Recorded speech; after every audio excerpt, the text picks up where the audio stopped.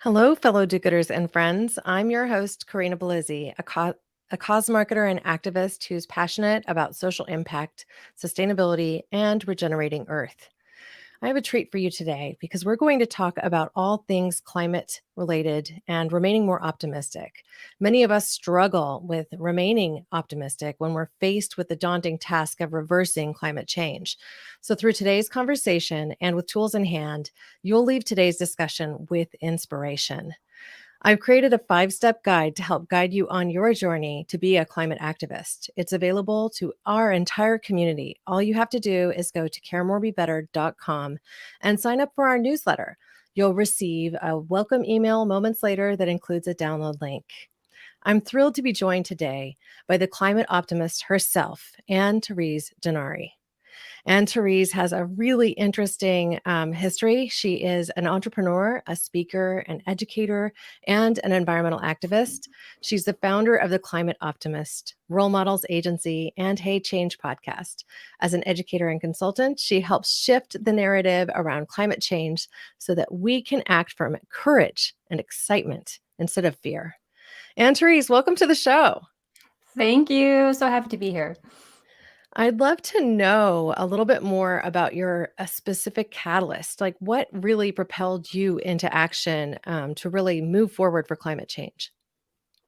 Uh, I feel like it's my life purpose, and it's just something that's been a big part of me since I was a child. I spent a lot of my childhood roaming around the woods and biking to my nearest little park. I lived in the countryside, but there was this mountain where I could feel like I was in the wilderness. So I would just be around there for hours and pretend I was, out in the wild on my own. And I loved it so much. So nature's always been a big part of my life. I've always felt very safe in nature. And I guess growing up, I became aware of things fairly early in life. I started to I learned things like shortage and how people in different parts of the world were suffering, and it just didn't sit well with me that I had all these privileges living in a country like Sweden and knowing that other people in other parts of the world didn't. And Mhm. so how that connection kind of clicked for me early on. And then as I grew older, I learned more about the environment and the recycling issue and the things we should be doing. I became the recycling cop in my family and amongst my friends. There's so many funny stories where I lived with 5 roommates in Brooklyn, and I had to put up signs to this is what goes in here and this is the bin for paper. And they got to a point where they just would leave things on the counter and say, I left it here for you to make sure you sort it the right way because I don't want to mess it up. And I'm like, it's not that hard, you guys. But so I've just been known, I think, for a majority of my life that it's someone who's just really passionate about climate change or the environment. But I guess it wasn't until I moved to New York City that I was really introduced to how big how big and complex this issue is. Because living in the countryside of Sweden in a small town, of course there's waste and you get introduced to all sorts of things. But living in New York City in the midst of this disposable waste culture that exists there, with everyone ordering lunch at lunch hour and takeout at dinner, and just seeing how much waste is consumed and created every single day and every single minute, I was overwhelmed, and I realized that this is about so much more than just me. This is a systemic Mhm. issue, and we have to shift culture. And I just got so deeply interested in human psychology and what triggers us. And I had chosen a path in marketing actually because I wanted to learn how to work with messaging and creating art in a way that we can empower people and spark action. But yeah, I don't know. It's hard to pinpoint a moment where this is now I'm going to work for the environment. I think it's just always been a part of me, and I've been trying to pivot my way throughout my whole life. Well, you remind me of myself being the recycling Nazi at every company I've ever been at, and also somebody who travels frequently. So I would go with my coffee mug, that's my portable coffee mug, with me in my suitcase, my water bottle, same thing. And people would be like, really? She's refilling her coffee cup at Pete's Who Coffee are at the you? airport? Who is this person? It's all tattered. It's like got worn edges everywhere, but again, it serves its purpose. I'm not throwing Mhm. away plastic and paper every time I get a coffee when I'm out on the road. And so these small steps, these small changes can make a big difference. I also think to all the times I've been in New York City and you just notice people putting garbage literally right on the street. Like there's trash bags on the street in piles. And I think that actually helps us to see the Yeah. tangible problem that is garbage. Whereas when you live in the suburbs and you just everything goes in a bin and every week the trash compactor comes through and picks it up, it doesn't really resonate the same way as when you see it just in piles on the street. I mean, granted, they're bagged, but they're these giant plastic bags literally on the Yeah. street in Manhattan, right? They're in your face. You can't escape from the issue. And I think that's just so on point. And Absolutely. it's such a stark contrast to many European cities. Like if you go to Berlin, as for example, they will have these really concerted efforts. This is where your compost goes, and this is where you put your glass bottles that end up getting refilled, not recycled. And Mhm. this is where you put each element of your garbage has a very specific place. They recently actually implemented in San Francisco a composting system where they've been able to reduce household trash by something like 80% because Mhm. you separate out your compost. So I wonder, has something like that happened in New York, or is it coming? I don't know if I'm the right person to ask. I really hope so. I mean, I lived in San Francisco for 2 years, and I was actually just back visiting for a wedding, and friends over there, and landing at SFO, which is the San Francisco International Airport. It's like entering a different world because they're just so aware in terms of climate action, I feel, and there are so many systems set up in San Francisco as a city that just don't exist in other parts of America. And there's composting bins on the airport, which I love. And just being able to live in San Francisco and separate my food waste into a compost that gets picked up by the municipal system. I think that should just exist everywhere, in my opinion. I know it's easy to say it's a no-brainer. I know a lot of work goes into creating that system. And I know that New York is working towards these kinds of improvements too. They unfortunately got halted because of COVID, but Right, everything. I was part of a social campaign. We put some pressure using our social media in the early days of COVID, to make sure that not the whole program was just slashed, because they wanted to just take it out completely because of budget restraints. But they continue to keep composting at farmers market and different parts of the city. So it's yet to be it's yet to be a curbside pickup system, but composting does exist in New York if you just go online and look at where you can drop it off. And I'm hoping that the city will pick up the program again and start working towards really implementing this into people's everyday life. Yeah. Now, I've been thinking about something else since listening to a couple of your podcasts. You recently interviewed Zenagi Artist, I believe his name was, from Zero Hour, and I may have butchered the name. I hope he'll Sanaji. forgive me. We had to Zanaji. ask him too. Sanaji. Yeah. Okay. So Zanaji Artist from Zero Hour. And he was a teenage activist who really propelled a movement forward and got even some protests happening. So I would love for you to talk about for a moment just the power and the influence of younger generations to really fuel this climate optimism that we're all being tasked to feel, right? Yeah, well, first of all, Sonashi is so amazing. So I highly recommend checking out his episode. He's the founder of Zero Hour. This is Zero Hour on social media. And it's a youth organized group. They do marches and just put pressure on governments, and they do a lot of work in DC because, of course, that's where the action is. But something that we talked a lot about actually in our conversation with him is that, yes, I think we do. We can see that the youth is so needed. It's because of these youth-led movements in the past few years. A lot of it has to do with Greta Thunberg, obviously, and her success in her movement with Fridays for Future. We can see how much awareness that has sparked all over the world, and that leaders now are really stepping up, which is great. And I think we need the energy and the passion that the youth brings. Sort of like I feel like when you were that young, and I can relate to when I was the same age, there is like an all or nothing sort of attitude. Everything is just so clear. It's like, oh, obviously we have a problem, we need to face it. And then you get older and you get more and more immersed into the complexity of all the systems, and you start to be like, oh, Yeah. I don't know, that's never going to happen, and you just start to get more complacent. So I think we need to mix that young energy with the experience and the wisdom of the older population too. And that's something we actually talked a lot about with Sanaji, because he was like, it's not lost to me that we would not be where we are unless we had collaborated with older people. And so I think this movement is so intersectional, not just in terms of race and background and culture, but also in age. And there is this collaborative element to it that we cannot overlook, that we need everyone from different ages, from different backgrounds, from different experience and passions, because to solve the climate crisis, we need literally everyone to rethink everything and start new. So yeah, but definitely the youth has brought a lot to the table that I think we should definitely recognize and celebrate. Yeah, this lays really nicely with the mini episode that I recorded for Friday. Monday was Indigenous Peoples Day, and not I don't look at these coincidences, especially unplanned ones, as anything but serendipity, right? So I was working through Paul Hawkins' book, which you can see in the background if you're watching this podcast. And sure enough, the chapter I'm covering this week is people.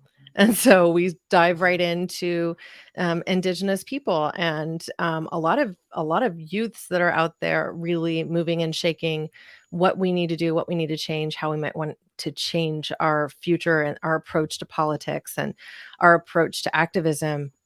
Really endemic to that episode. So it's really interesting work that a lot of individuals are doing around the globe with regenerative farming, trying to make that more of a mainstay as opposed to, some just budding activistic movement, and really bringing that into central frame. So people as activists, we're all needed. And really, it's about all of us. And so getting all hands on deck now is critical. Like each of us can make some change happen. Now, And on one of that note too, sorry, before you go on, I just want to Mhm. say, because I think this is really important to know, because I mean, tuning into this podcast, I'm assuming that you are somewhat, interested in climate change and climate action. But I think what we all need to remember is that we need people to care. We don't have to care about the same things. So Right. picking your field and what really sparks your passion and work for that. You don't everyone not everyone has to advocate for solar panels. Not everyone has to go out and save the land. Like find something that you really burn for and that your community is already active in, and join that. But just like we all need to care more, not just because the world needs to, but because it makes us better people and we live better lives. But Yes. also, but also finding something that sits right with you, and taking off that pressure of having to do it all. Find something that you can champion. Hmm. That's the other thing. You can't be expert in 100% of the world with regard to climate change. It's a daunting task, right? You can do a little bit in a lot of different areas. Like I personally compost at home. It's easy for me because I have land that I can do that on. Not everybody does. When you live Hmm. in a city that makes it more difficult, you can freeze your compost and participate in a composting program, but that's extra work you have to do. So not everyone is going to do that. But guess what? Refusing a plastic lid on your coffee when you go to a coffee shop, you that's fairly Easy. easy. A lot of Yeah. little things that you can do. I was actually connecting with Julie Drost Loken, who has a podcast of her own as well. And as we reviewed regeneration.org, and that website is really a treasure trove for anyone who's just trying to find out what they're passionate about or what they can do, because you can literally go into something like fashion and say, oh, these are the bad actors in fashion. And I can email the CEO of Zara and tell them I'm not happy with some of their practices. And maybe if enough of us do these things, it becomes apparent enough that change needs to happen, that we can create that big, more systemic change on a global scale. And that's really what we need, right? So Hmm. if you're passionate about fashion, check that out. And there are podcasts out there about fashion and sustainability. So you can do that too. Participate in purchase of slow fashion, of natural fibers, as opposed to a bunch of polyester. And then we Hmm. just keep going, one thing after the other. And So also, I as you completely add agree. on that, I think like finding an area of passion where you actually like maybe start getting more involved, then you should pick a cause. The small daily actions that you now, mentioned, it's kind of like just riding the wave of someone else's work. And so, but taking it bite size. So if you're new to the game, how can I eliminate plastic in my home and my life? And you start there. But as soon as that becomes a new habit and you start just automatically looking for different products in the store, and it's a no-brainer to turn down a plastic lid in a coffee shop. Like the first 10 to 15 times, it's going to have to be a conscious decision, like reminder of like, oh, actually, I don't need the plastic, right? But then it just becomes part of who you are, and that's easy. And then you move on to the next thing. That's exactly what happened to me. I started to become aware of the food industry, and started to take out meat and dairy from my diet for that reason. And that was my whole focus for a while. But then that just became, easy because I just started buying different things in the store. And then I learned about the fashion industry and I moved on to fashion. So you can keep moving forward and keep adding on and keep growing as a person. But then maybe if there is anything you want to dive deeper into, pick one field, so you don't overwhelm yourself. Well, I'll give you an example that is tangible for me and very recent. So, I have been working to limit my dairy consumption, reduce, reduce, reduce. I have a son who's allergic to milk, anyways. So, we get oat milk. And I've been frustrated by all the packaging of the oat milk, right? Mhm. And so I just got to a point where I started making it. And it's surprisingly easy to make. So you can literally get oatmeal, rolled oats just about anywhere. And guess what? You can get them in fiber tins. I mean, they're just like metal and a little bit of cardboard. Get your Quaker Oats or whatever brand, it doesn't really matter, right? And then utilize those. I mean, I'm buying organic and non GMO. So that's what my input is. And I'm making my own oats now. So I'm not having this extra packaging. And ultimately, I can then use whatever's left over and compost that and put it in my garden. So full circle use, and it's not more junk going to landfill. Packaging is one of the biggest problems I think that we all have. It's like unavoidable when you go to the store, and there's certain, let's just say, grocery stores that I simply don't go to for that very reason. Mhm. And I know a lot of single people that absolutely love Trader Joe's, but I walk in and I'm just like, this place is just, it's like packaging side to Yeah. side of the store. I can't deal with it. I have certain items at Trader Joe's, like their tahini is amazing, and it comes in a glass jar. So that I know what I'm looking for in there, but then I go to different stores. I'm that weirdo that will kind of pick different places. I Mm. want to say kudos to you though. I tried making my own oat milk, last summer. I did a few batches, and I guess I just wasn't hitting it right. So if you have like a secret recipe of how to do it, please share because I need to. That's my Achilles heels. Actually, is my non-dairy milk that comes in packaging. That I'm like, I Yeah, love it in my coffee, but I don't know what else to do. So please share. I will. I will.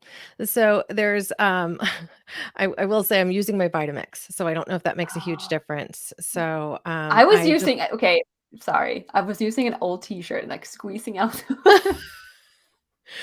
So I mean maybe I just need to yeah. upgrade my tools a little. Okay, so there were 2 things I read about with oat milk. I'll just share it now. One Okay. of them is that, if you're using a Vitamix or some mixer like that, only blend it for about 30 seconds, and you limit how much time, and you just turn it right off. And then when you are filtering it, do not be tempted to squeeze it through because it brings out all the bitterness. So if Mm, you want your oat milk to remain creamy and taste good and not bitter, then you just have to wait to let it kind of settle through. And then you take whatever's left over and that's the garbage.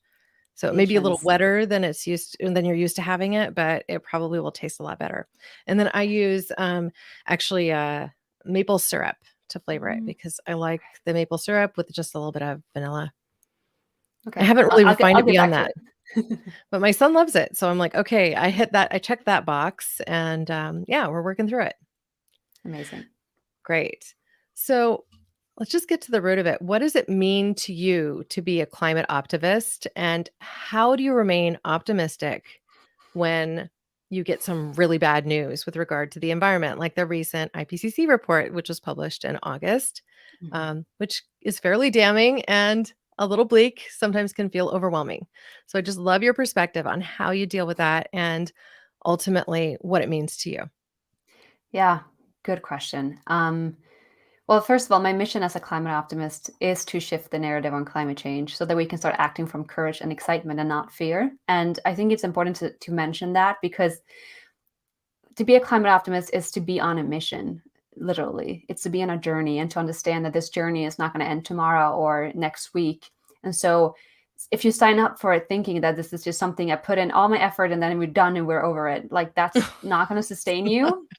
And it took me a Yeah. lot of difficult turns to realize that. And I was what I call an angry activist for a long time, trying to just, shake awareness into people and thinking that was going to help them understand the urgency in the matter. And the reality is that people are consumed with so much other information every single day. And I kept asking myself, why is it that we don't get to more action? And I was really curious to just figure that out. So I dove deep into human psychology and read a lot of books on change and how we respond to different kinds of information. And coming from a marketing background too, I know that there are certain ways to shape a message where if you want people to actually, do something, like a call to action, and there's a different way if you just want to have people paralyzed. And the majority of the time that we talk about climate change, we're just paralyzing people. Messages of fear and doom and gloom and sacrifice, although we get afraid, and we might feel like in the moment, like, oh my God, this is so bad, we need to do something.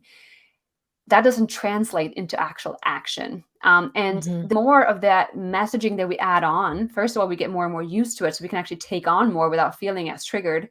And at the same time, unless that fear, which is actually a really strong energy and that could be utilized if we do it the right way, but unless that's tied to some sort of action, the opposite happens, where we start to build up inside, and we try to forget about what we just knew, because we can't stay in this high level of awareness all the time. We just don't function that way, and we have to at some point go back to everyday life and eat or take care of our kids or whatever it is. And so when we reach that level of fear and we don't have actions tied to it that we can do something with, and funnel it into something positive, we're just going to keep storing it inside until it starts consuming us and we get anxious and depressed. And that's why a lot of people today are suffering from climate anxiety and eco depression, or whatever term you want to use.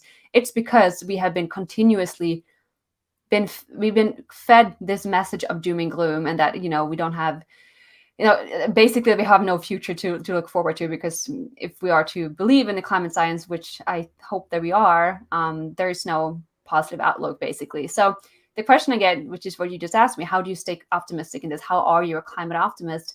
And it took me many years to realize that I can't choose optimism. Just telling myself, I want to be optimistic, and I'm going to keep looking for reasons to be optimistic, and, hold on really tight to those few climate optimistic news out there, because every now and then you will see something positive, but they're not enough, and they will get, overwhelmed by everything that's negative. And so if you only fuel your optimism from looking around yourself in the world to give you that input, you will fail, and you will start feeling more and more anxious. And I've been there in very deep ways. And so I realized, in order to be optimistic, we have to create optimism. We have to be optimists. And so what does that look like? It looks like, first of all, getting to action. The fastest way to pull yourself out of anxiety is to do anything. And here's when the magic comes in, because as soon as you start doing things and actively empowering yourself as a leader, however big or small that is for you, you start to create what I call happiness hormones. And so you produce dopamine and serotonin and oxytocin. Oxytocin actually is produced when you do things with others. So that is why community action is so important, because you feel like you belong to something. And the more of this we do on a daily basis, we will fuel happiness hormones. And these happiness hormones make us feel better. And the better we feel, the more optimistic we are. It's just literally it's a hormone in our body that makes us feel more optimistic. And the reason that's important is because we need an optimistic mindset and framework in order to be creative and solutions thinking. In order to solve these issues, we should probably say, because climate change proposes so many different challenges, not just one. Right. And so in order to figure this out, we need to stay open-minded and to rethink everything, and to be, curious enough to ask ourselves, what else is out there? What else could we do? How can we live life differently? How can we create society differently, in a different way, and live better lives? And so for me, to be an optimist is to every single day wake up and say, what can I do today? What is something we can do to rethink the system, to just do something differently, and to continue to show up for that. And that doesn't mean that I am not worried about the future. I'm terrified sometimes.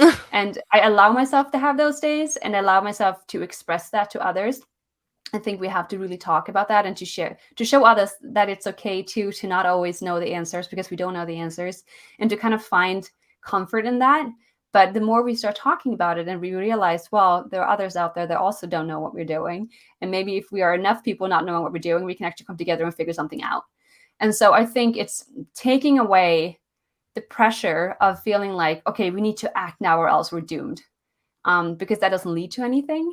And to give ourselves the space to say, okay, this sucks. This is really bad. That makes me feel awful.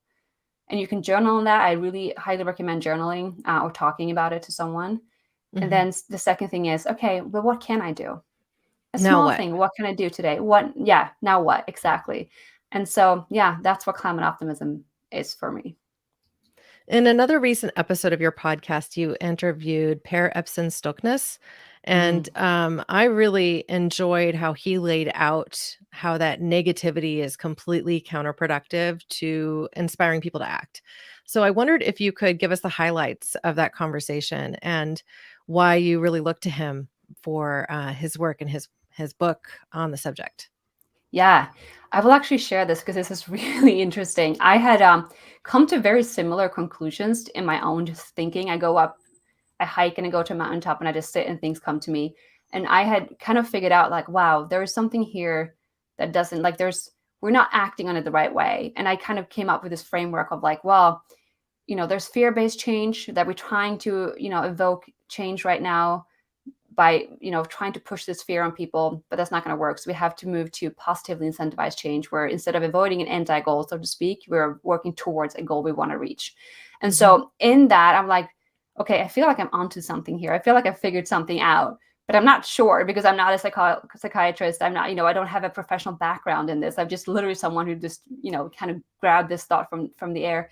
And I've, in researching my thesis, basically, I found this book, which is called What We Think About When We Try Not to Think About Global Warming. And it caught my eye, obviously, because I'm like, this title just speaks to everything I believe. And I had to order the book, and I read the book and literally like underlined everything and took notes and started implementing everything he said. I'm like, this is it. Like, yes, this is exactly what I'm talking about. And so I started sharing a lot of his work on my Instagram, and I started tagging him. So that's how we got connected. And then finally, I was like, Per, I would love to have you on my podcast. And so we figured that out. And he came to my podcast, and we got a chance to nerd out like big time. And what he Hmm. talked about is what he calls the 5 Ds, which is the 5 barriers to climate action. And they are distance, doom, dissonance, denial, and identity.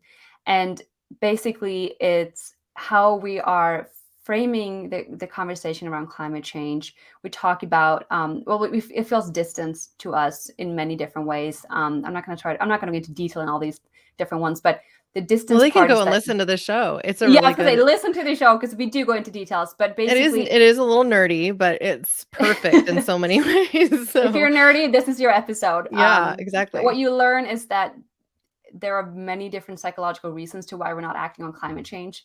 And the big one is that it feels too distant to us on a psychological level, even. And in understanding these barriers, we can also gain a better understanding for what can we do to shift this narrative and actually do more. So highly recommend checking out that episode. Yeah. Well, one of the things that spoke to me was specific to the climate deniers because I felt like, how does somebody get to the point where they're just are completely discarding all of the science and all of the evidence and everything that is in front of them? And it really starts with that sense of overwhelm earlier on that then led to them kind of shutting down. Because Mhm. the thing that happens to all of us, if we're being propelled into fear, then we're controlled in a way. I mean, this is the same way that religion and government also seek to control us. And we could get into a really deep conversation about how politics does that. But the reality is that you are then, you start to get more insular and more tribal. So people, instead of expanding out, contract, and their family units become the thing that matters more, and then everything else is outside or other. And when we Mhm. get to that space of othering, we become more separate as opposed to a cohesive group and unit. So I mean, it's all there. It's in the roots of psychology, evolution. It's, my background before in undergrad was all anthropology and human evolution, and so it's like that's the thing that I geeked out on for days and days, and it all made sense to me, just logically speaking, given that frame of reference. Wow. Okay. Yeah. No, I'm Reset. glad we're geeking out here together. It's good things to geek out on. And I think bottom line here is that this is a human issue, right? Yeah. It's bringing it back to ourselves, and to anyone who's listening, to give ourselves that break and that space. And something that I keep coming back to in a lot of my interviews on Hey Change podcast, but also just in conversations with friends and colleagues, it's that we need to do less. Honestly, I know we feel like, what can we do? We need to do more. And yes, we do need to act 100%. But part of that act and that action is actually to do less, because it's Mhm. when we slow down and create space, that's when the answers come to us. And I think what we will realize is that we already know a lot. We already know a lot of the things that we need to be doing. And Mhm. we have so much more value in just being instead of always chasing something new. So, yeah, I would say I'm trying to remind myself just doing less and breathing more and creating more quality in whatever we are doing in the here and now. Yeah, this is a constant theme in my recent life. In fact, the podcast episode that I have that released today with Scott Perry, he talks about doing less. We talked about the fact that when you start to do something like a podcast and you have a little bit of success, then suddenly it feels like you have to be everywhere all at once. So you have to be on Facebook and Instagram and YouTube, and you have to be on Pinterest and Clubhouse, and that. And before you know it, your attention is spent divorced between 10 different platforms. You're trying to make all of them sing, and you're overwhelmed, you're less effective. And so one of the things that he did was pare it all down to two. And he said, these are my two social platforms. And if you want my content, then that's where you go. And they're the ones that make sense for me. And that's it. And Hmm. I was just like, wow, that's refreshing. So So you're telling perhaps me I that's the don't next have thing. to get on TikTok? Because I would love that. I keep I've been feeling like I need to get on TikTok, but I just don't have the time. No, I was told the same thing last week, and I'm like, "I don't know. I'm not doing it now, that's for Yeah, sure. maybe one day. Yeah. Maybe one day." Yeah, and I wanted to speak about something else a little bit ago. This is relational to the many business trips I've been on. Trade shows are one of the most wasteful industries that there are. I mean, the amount of waste that is generated at not only through the business travel, but also at the hotels and at the conference centers and is kind of ridiculous. And so over the course of the last couple of years, many of us have not gone to as many trade shows or many events because of the fact that they simply haven't been happening, right? But now trade shows are also getting a lot greener. They're doing things like not rolling out carpets in certain halls, and each of these things has an impact. So I wondered what your thoughts are about where we're headed and how we might want to architect or change how we're interfacing when we come to these in-person meetings versus what we're doing in the virtual space, which frankly also has an ecological impact. Yeah, and you kind of brought in the tech issue here of everything, right? Yeah, tech Everything tech is going. it's like so hard. Tech is also kind of wasteful, and there's a lot of energy that goes into all these data system, which is another reason to maybe not having to be on every platform and creating extra content. Um, Mhm. but yeah, good question. I feel like I'm feeling the same. I feel like we are, easing back into some sort of normalcy, whatever that looks like, or mean. But I think people come at it with a new lens now, and a Mhm. different sense of awareness, I guess. And I think something that we should all take with us is that compared to pre-COVID times, when I think it was just kind of taboo to speak up too much, and like you just like accept things what they are. I know they're awful. Like, yeah, it's a lot of waste. Just like, kind of don't look at it and try not to acknowledge it. Like, don't get Oh, too and it'll go frustrated, away. basically. Yeah. Right. But now it feels like I think there's just this opportunity to, if we do see something that could be better, to just speak up. And it doesn't have to be hating with shaming, because, someone is putting on an event that already have so many things to care about, right? But like just kind of nudging, like, oh, I see here that you're using paper cups or plastic cups. I know about this awesome company that actually rents cups, and they will pick it up for you and dishwash them for you afterwards. Like just plugging those thoughts. If you do attend something, and just share thoughts and ideas about how things can get better. And I think it's that collaborative space that we need to move into more and more. It's like, it's not about pointing fingers and shaming one another and cancel culture here and cancel culture there. It's about like, okay, I acknowledge you for the work you're doing. Here's how I think you can do even better. And I would love to share my thoughts and inputs on that.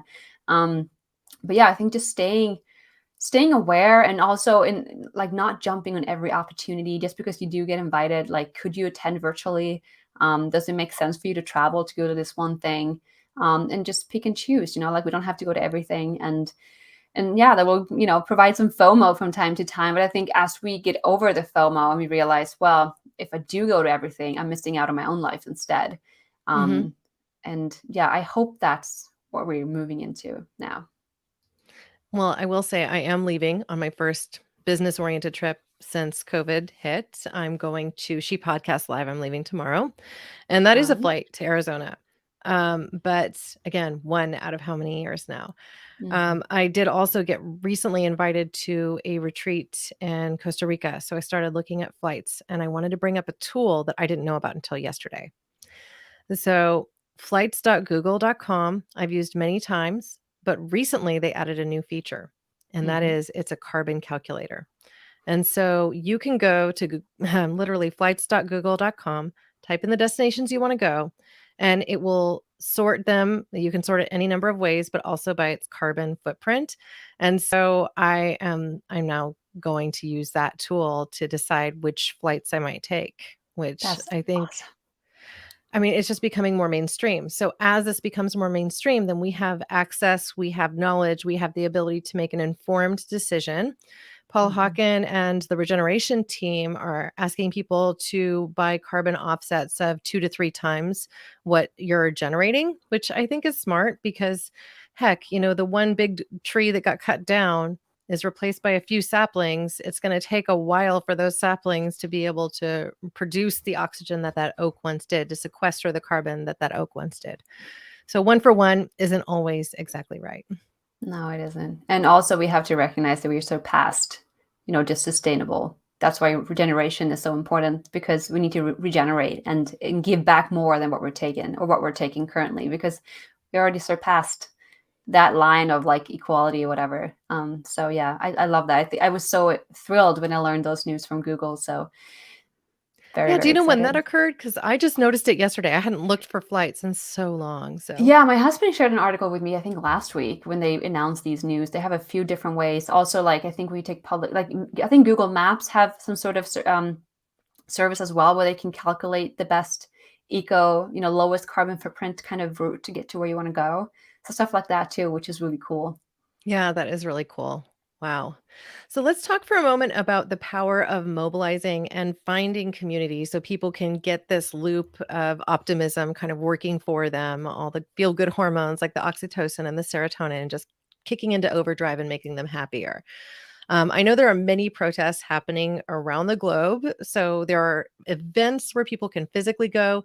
But even if there's just community resources that you would recommend, I know that you also have a community that you host. So let's talk about that for a moment. Yeah, I want to start with just saying that we shouldn't overlook how powerful communities are. And I think it's becoming more evident to many people, but it might look silly to just look at these signs and teenagers marching and like, yeah, well, it's all good and you get to get your photo opportunities and post on social media. And I mean, I've been to these marches. Sometimes you're like, what is this going to lead to, right? um, but on that day, you are so high. Like which I talked about this with Sanashi as well. Like it doesn't compare to many other things. You're like, oh, I feel like I'm on cloud nine. Like I feel like a superhuman right now, because just the Hmm. adrenaline about from being around people who really care about what you care about and to march together with people. I mean, if you go back in history and look at culture, every time there's been any movement, people have been chanting and singing and dancing together, because there is power in that collective movement and singing and chanting. And so that for itself, even if you just join a local march or a protest only to fuel your own feel good hormones, I think that's a great start. And I talk a lot about activism, and especially in mobilizing or doing it in community with others in my Climate Optimist class, as a way of of sustainable activism. And Hmm. I say that because it's so easy to feel alone. It's so easy to feel like, well, I do want to change the world, but no one else cares as much as I do. Or even if they do, how do I connect? Hmm. Or you might just lose yourself in despair because there is so much negative news out there. And for me, a community is just someone else. It's just a reminder for me that there are other peoples out there. I'm not alone. And on the days when you are not as high and you don't feel as motivated, because we can't change the world every single day, just a reminder that there's someone else out there doing it for you that day. Like I see it as a road trip where if we pack the car with friends, we can take times driving, and take naps and chill, because that's really important too. But yeah, I mean, you don't have to necessarily mobilize if you are someone who like finds a lot of joy in being a leader and activating people. Then definitely find a way how you can mobilize. It can be something as simple as, I know this wonderful young woman, Sharona. She is originally from Portland, but she started with another girl, Tuesdays for Trash, and literally just every single Tuesday they ask their community and their social following to pick up trash in their communities. And it's very simple. It's something everyone can do. So it doesn't have to be complicated. It's just like, what can we do, and how can I invite others to do this with me? And that's also very important to recognize is we can't just continue to tell people how bad things are and how everything is wrong in the world. We have to provide solutions, because when they feel like they can be part of something good, that's when you invite them onto this journey. So for me, community work and mobilizing in whatever capacity you want to do that, it's for me to fuel my happiness hormones, and it's my fuel to my electrical vehicle on this journey of climate Mm. optimism. And the oxytocin part is really important because it's a bonding hormone. It's something that mothers, for example, have a lot of when they just have a baby, because they need to bond with their baby. But when we do things with others, if that's dancing or singing or hugging, or like even eye gazing, which is one of my favorite, like if you eye gaze with someone, you will start produce oxytocin. And it's just this feeling Well, be of, careful. being There's scientific research that shows if you stare in somebody's eyes long enough, you will basically fall in love with them.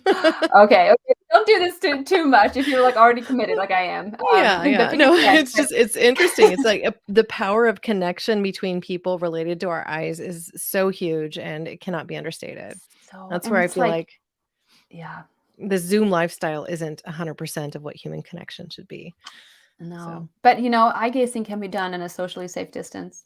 Maybe it's more that's powerful true. if you're close to someone, but you can wear a mask and you can just look into each other's eyes, and you will start to fuel up your own engine and be able to do more work. So for me, it's like, of course, doing things with others, that's going to, ripple effect, and we'll create a much bigger movement, and we'll have a much bigger impact in numbers. Like that's the number one obvious reason. But also for me, it's just a way for me to feel better and to continue to show up for the work and to not get burnt out and to find support. And I think that's really, really important. Well, great. That Trash for Tuesday sounds like that would be a very easy hashtag campaign to get going in every community. So I think I might try that myself. Do a Trash for Tuesdays hashtag and see what I can I generate. So Yeah, I think their hashtag is Tuesdays for Trash. So please use that. They will be really Tuesdays happy. for Trash. Awesome. Yes. I love Hmm. that. Well, I also have a 5-step tool that I created, which anybody who joins my mailing list, just go to caremorebebetter.com, you can receive, which does include many of the thoughts that you have already shared with us today, Anne Therese, community being one of them, like finding an accountability partner, an activist Hmm. partner to just be in it with you, even if they're not in the same space, because that can mean that you then just have somebody to collaborate with. And the power of collaboration should not be understated. I'll also mention this. David Johnson, when I interviewed him, he's a Stanford professor. He also just said, look, if you're ever seeking to get motivated, just show up at a march. It's so powerful. You'll leave just feeling like you're on cloud nine and motivated to make the change that you want to see. So I love Yeah. that. What I wanted to ask as we prepare to wrap up here, since you're the climate optimist, I would like for you to share with us your vision of what the future will be by the time that you're old and gray, which I know is quite a few years now in the future. But let's just say, this is your swan song. It might be your last decade on Earth. What does it look like? What is the optimistic world that we have created? I smile when I get this question because it's one of my favorite questions. We are in for such a beautiful future that you can't even imagine. Cities will be so lush and so full of life and quiet in one sense because all the industrial noise is gone, but so loud in other ways because there's so much people and music and art and porcelain clinging and bird song. And for me, it's just a way to rethink everything. And I think it's hard to imagine that future today because it's unlike anything we've ever seen. But it's a future where we commute less because we don't have to. And so when we do commute, we use public transportation, which are really fast electrical trains that are quiet, and all the highways have been redesigned to as pathways, as gardens. Food is not transported around the world anymore because we have a mix of old style regenerative agriculture mixed in with new technology and how to grow food in a sustainable way inside the city landscape. And I think it's important to give ourselves permission to think of a world that's much better than today. It's not just about sustaining what we already have, but it's about rethinking, regenerating, renewing everything that we know, and also renewing our hope for the future, and to allow ourselves to believe that things can be and get even better. Because it's not just about avoiding a climate disaster, it's about inviting a climate thriving future and world. And so when I think of the future, when I'm gray and old, and hopefully have more energy then than now, because I just feel like that's just how my life trajectory is going to look like. I will step out and just smile. And I have this weird vision that in the future, when you meet people, there's a whole different kind of energy and exchange between people. Like there's this energy that you can feel and you can see it in people's eyes that just don't exist today because we are so distracted and consumed by things that actually just pull us further apart. And I think everything is about to change. I think right now it's easy to feel as if everything is crumbling apart, because it is. The world as we know it is falling apart, but we have to let it, because we have to realize and remember that the world we built is not working. And so let it fall, let it crumble, and then come back. Or in the midst of all this craziness, how can we see ourselves in the womb that actually we are about to be reborn, and life on the other side is going to be much more beautiful than anything we've ever seen. And I'll end on saying, I do want to end on that very optimistic note, obviously, but something that I really do want to mention often is that we have to remember that things for the next decade or so will get worse. It's inevitable. We already have reached thresholds where there's no going back. And even if we were to stop climate change tomorrow, there's already the enough. lag. It's the lag. There's a lag. And Mhm. so we are going to have to keep showing up for the work and the commitment and the passion and the optimism while things are getting worse. And I say this because we cannot give up hope, and we're not going to get the evidence right away that things are working. Things will get, like, we can be working towards a much better world, and it's going to look like we're not, like at least the first few years or the first decade or so. But that's why we need community to keep reminding ourselves and each other that no, we are heading in the right way. We need to keep showing up and keep asking the right questions. And we have to keep believing that that future is possible. So that's what I'll Well, say. I completely agree. And I want to share something from my own personal experience when COVID first hit. So, if you think about the fact that suddenly everybody stopped driving, the airplanes weren't even in the sky. Like, I didn't hear the airplane noise. Animals started coming back into spaces where they hadn't been for a while. There's cougars wandering the streets in Santa Cruz County. And, all of this energy that we had been spending through driving around and everything else had gone kind of into the home. We become more insular. But one of the things I noticed, because I go on hikes every single day myself, is that the air was cleaner, there was less noise, animals were becoming more present in every space I went into, and the clouds were fluffier, the the sky was bluer. I mean, it was obvious that the change was happening right now. Mm-hmm. And if we can find these small wins along the way, if we can look at our air quality index along the way and say, oh, well, we changed these 6 things and these industries have been impacted, but look at what the air quality is looking like. And look at how the carbon being emitted into our atmosphere has plummeted.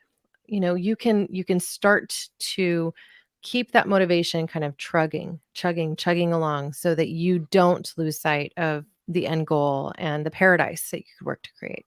So, Yeah.